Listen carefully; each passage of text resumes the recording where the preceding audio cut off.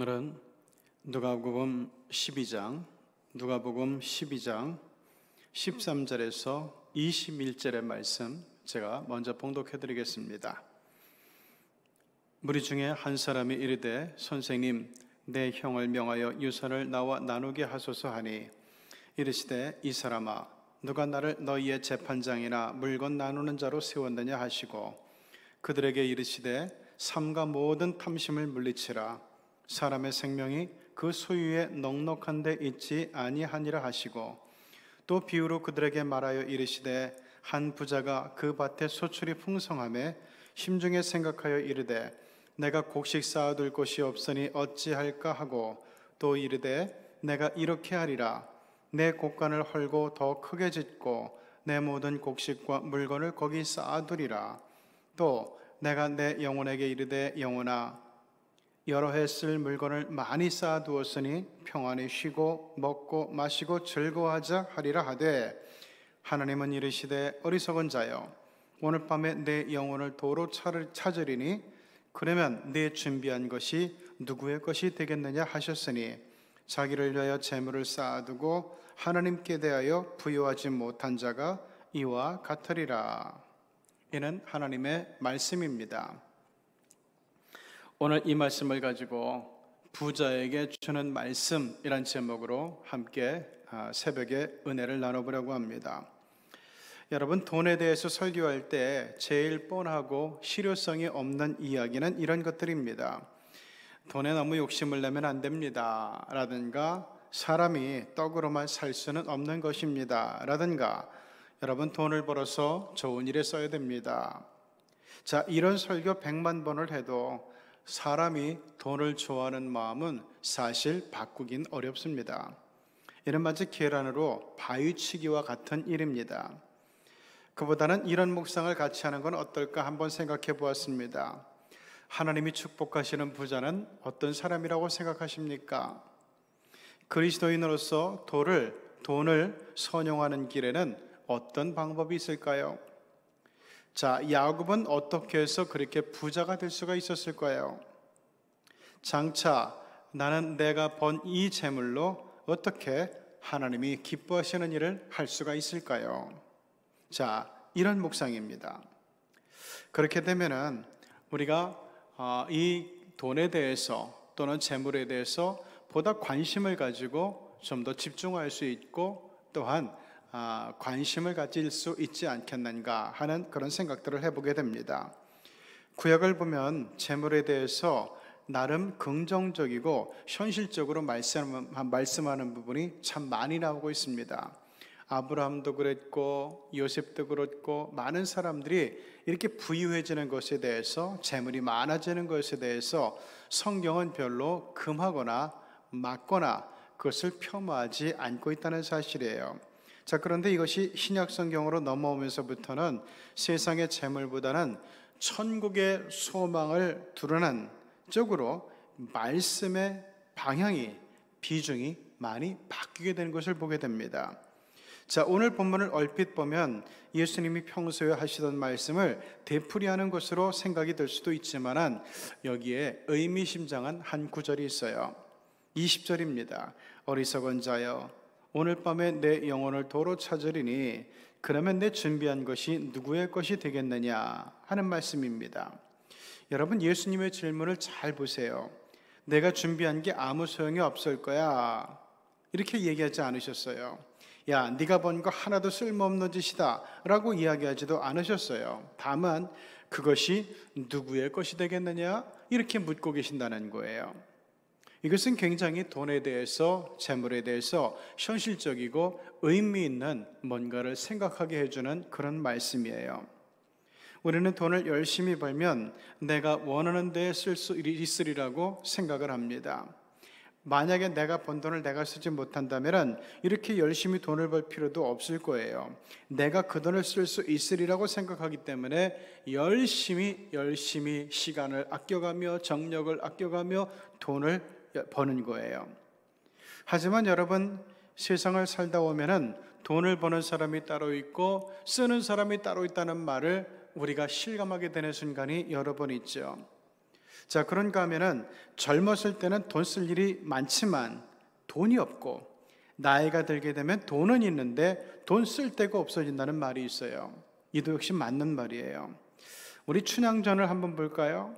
이두령이 과거에 급제하고 남원으로 돌아왔을 때 춘향이가 거기 기다리고 있었으니까 망정이지, 만일 춘향이가 다른 남자의 여자가 되어버렸다든가, 아니면은 고문을 견디다 못해서, 수절의 고통을 견디다 못해서 세상을 떠나버렸다면은 이 세상에 이 도령의 각고의 노력을 통한 출세가 다 무슨 소용이 있었겠습니까? 그게 누구를 위해 출세한 것이 되겠느냐는 말이죠. 돈을 버는 것도 이와 마찬가지예요. 열심히 노력해서 돈을 많이 벌었는데 부부 사이가 안 좋아져 가지고 갈라지게 된다면은, 그래서 절반을 아내에게 줘야 된다면은 결국 이제까지 누구에게 좋은 일을 한 것이냐는 말이에요.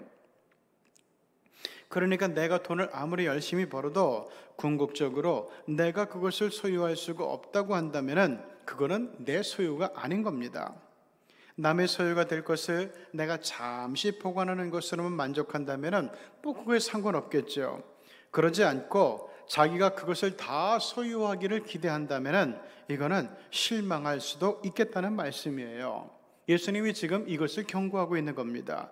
야, 내가 준비한 것이 누구의 것이 되겠느냐? 이는 너에게 과연 어떤 유익이 있겠느냐? 그렇게 열심히 벌어서 너한테 남는 게 뭐가 되겠느냐? 이런 질문으로 읽을 수도 있는 거죠. 지금도 많은 사람들은 내가 번 돈을 어디에 쓸지는 나중 문제고, 일단 벌어놓고 보면 다 쓸 때가 있을 거야, 이렇게 생각을 하는 경향이 있어요. 그러나 여러분, 저도 여러분도 누구도 내일 일은 알 수가 없는 거예요. 미래가 내가 계획한 대로 되리라는 보장은 어디에도 없다는 거죠. 아마 이렇게 말씀하면 누군가는 이렇게 되물을 수도 있을지 모르겠어요. 그럼 사람에게 뭐하러 믿음이 필요하고 뭐하러 미래에 대한 꿈과 비전을 갖는단 말입니까? 미래를 도무지 알 수가 없다면 믿음도 필요 없고 비전도 다 필요 없는 거 아니겠습니까? 자, 여러분, 우리가 반드시 기억해야 될 것은 이거예요. 만일 사람이 미래를 준비하는 일이 오로지 재물을 많이 모아서 많이 축적해서 장차 늙음하게 편히 먹고 마시고 즐기기 위한 것이라고 한다면 이것은 절대로 장담할 수가 없는 미래라는 얘기입니다. 성경에 말하는 믿음은 내가 미래에 먹고 마시고 즐기기 위해서 주님을 믿고 의지하고 충성하는 것이 아닙니다. 그 이외에 다른 목적이 있어야만 돼요. 즉, 누구에게나 재물이 필요하지만 재물 그 자체는 믿음의 목적이 될 수가 없고 더 귀중한 목적을 위한 수단으로서만 의미가 있다는 말입니다. 그냥 부자라서 좋은 게 아니라 내가 왜 돈이 있어야 될 것인가? 이 돈이 누구의 것이 될 것인가? 이것을 분명하게 알수록 그 목적을 이룰 확률이 커지게 되는 겁니다. 오늘 예수님은 네가 열심히 벌고 준비한 것이 결국 누구의 것이 되겠느냐? 이렇게 우리에게 질문을 해옵니다. 문제는 우리가 과연 이 질문에 대답을 할 수 있느냐는 거예요. 그게 결국 누구의 것이 되겠느냐? 이 질문에 분명히 대답할 수 있는 사람일수록 그런 사람, 그런 미래를 갖게 될 가능성이 많고, 또 그 질문에 딱히 대답할 말이 없는 사람은 그저 막연하고 불확실한 삶을 살 수밖에 없어요. 그게 결국 누구의 것이 되겠느냐라는 질문에 딱히 대답을 못하는 사람은 돈을 많이 벌었더라도 그게 자기의 것이 안 될 수도 있고요, 또 자기가 기대했던 사람의 몫이 안 될 수도 있습니다. 그렇게 되면 돈이 누구의 것이 되겠습니까? 우리나라에서는 아무도 가져갈 사람이 없으면 국가의 돈이 되겠죠. 또는 정부가 세금으로 다 가져가 버리겠죠. 아니면 그 돈을 가져가려고 사람들이 서로 싸우면서 소송을 벌일 수도 있을 겁니다. 결과적으로는 열심히 돈을 번 자신이 전혀 기대하지도 않고 별로 유쾌하지도 않은 결과를 얻게 될 수 있다는 말이에요.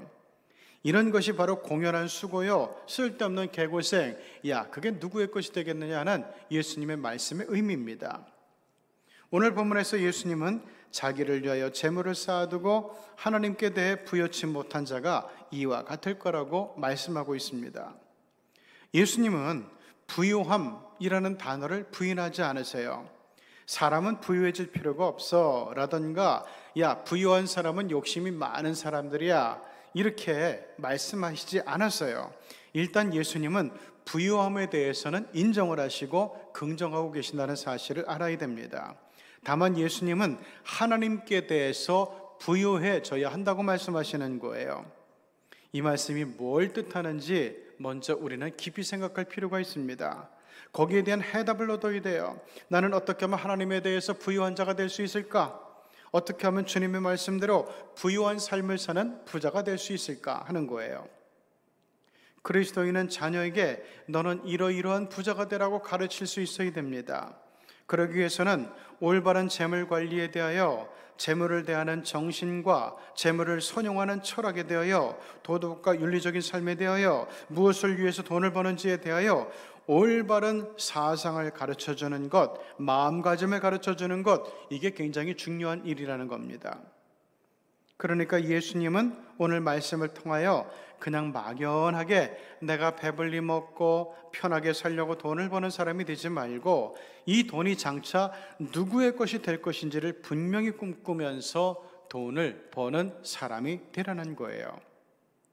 여러분, 하나님께 대하여 부유한 사람이 누굴까요? 이는 내가 열심히 준비한 재물이 누구의 것이 될 것인가를 의도하면서 그렇게 되도록 열심히 준비하는 사람이라고 저는 생각을 합니다. 하나님과 같은 부자는 세상 어디에도 없어요. 하나님 우주의 주인인데요, 뭘. 그러니까 하나님은 절대 우리의 재물을 탐하시는 분이 아니에요. 나한테 목적을 두고 나한테 그 재물을 쌓아두는 사람이 되라고 할 때 하나님이 우리가 버는 재물을 욕심내서 그런 소리 하시는 것이 아니라는 거죠. 선한 목적을 위해서 열심히 돈을 버는 사람이 되라는 거예요. 이게 바로 부유해지는 부자라는 얘기입니다. 그러므로 선한 목적을 위해서 열심히 돈을 버는 사람이 곧 하나님에 대하여 부유한 자가 된다는 겁니다. 야, 이건 내가 누구를 위해서 버는 돈이다.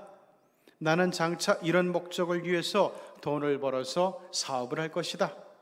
내가 이렇게 함으로 나는 이런 식으로 하나님이 나를 보내주신 이 세상에 기여를 할 것이다. 그래서 하나님의 이름을 명예롭게 할 것이다. 자, 이러한 믿음이 분명해질수록 이게 진짜 믿음이 될 가능성이 높아지고, 그런 믿음일수록 그것이 실제로 실현될 가능성이 훨씬 더 커지게 되는 겁니다. 자신을 위해서 쌓아둔 재물은 어디에도 정함이 없지만, 그러나 하나님 앞에 쌓아둔 부유함은 오래 갈 뿐만 아니라 절대로 헛되지 않게 될 것이라는 것을 예수님께서는 오늘 비유를 통해서 우리에게 말씀해 주고 있는 것입니다. 이 말씀을 잘 기억하면서 나도 또한 하나님 앞에서 부유함을 욕심내는 사람이 되고, 우리의 자녀들에게도 하나님 앞에서 부유해지는 사람을 가르칠 수 있는 우리 믿음의 식구들이 되기를 주님의 이름으로 축복합니다. 기도하시겠습니다. 하나님 아버지, 우리 예수 믿는 사람들도 돈 없이는 못 삽니다. 예수 믿는 사람에게나 안 믿는 사람에게나, 여기 사는 사람에게나 저기 사는 사람에게나, 부자에게나 가난한 사람에게나 아픈 사람에게나 건강한 사람에게나 돈은 누구에게나 필요합니다. 그런데 이 돈에 인생의 목적을 두고 살아가는 불쌍한 사람들이 많이 있습니다. 돈을 어떻게 쓸 것인가? 어떻게 유익하게 쓸 것인가? 결국 누구를 위해서 돈을 벌 것인가? 여기에 대한 의식과 목적 자체가 없이 그저 돈 열심히 버는 것이 목적이 되어서 인생이 되어서 살아가는, 그래서 인생을 쓸데없이 낭비하고 헛된 수고를 반복하는 사람이 세상에 많은데, 오늘 우리 주님께서는 이런 불쌍한 인생을 살지 말라고 오늘 우리에게 가르쳐 주셨습니다. 누구를 위해서 돈을 버는지, 무엇을 위해서 돈을 버는지, 어떤 일을 위해서 돈을 버는지 명확하게 알고 하나님께 기도하고 하나님 앞에서 비전을 갖고 하나님께 꿈을 두고 부유함을 향해 나아가는 가운데서 하나님 아버지, 그 부유함의 은총이 내게도 가득하고, 그리고 우리 하나님 앞에서도 가득하고, 또한 이 세상에도 그 의미로 인해서, 그 뜻으로 인해서 하나님 세상이 유익하게 되고 복되게 되는 역사가 우리 교우들을 통해서, 부유한 교도를 통해서 거룩한 목적 속에서 하나님이 축복해 주시는 부자가 되는 우리 교인들을 통해서 드러나게 하여 주시옵소서.